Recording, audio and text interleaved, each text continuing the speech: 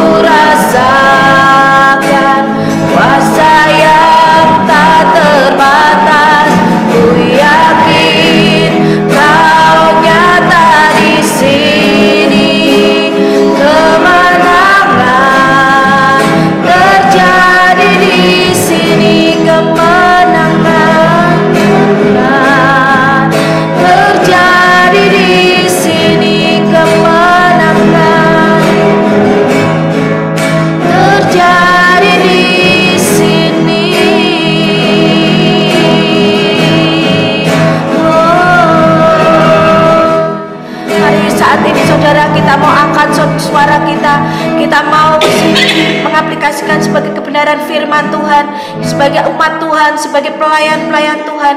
Kita terus senantiasa bertekun di dalam doa, kita terus senantiasa bertekun di dalam mengajarkan dan memberitakan kebenaran firman Tuhan. Kita terus menjadi teladan di dalam hidup kita. Mari kita berdoa bersama-sama sebagai aplikasi dari kebenaran firman Tuhan. Bapa, di dalam nama Tuhan kami Yesus Kristus Tuhan, kami bersyukur dan kami berterima kasih untuk kebenaran firman-Mu saat pagi hari ini Tuhan.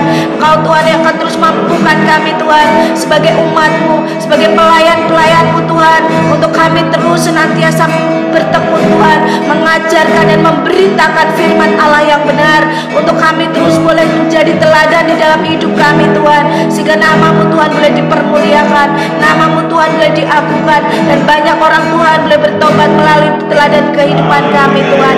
Terima kasih Bapa, terima kasih Tuhan, terima kasih.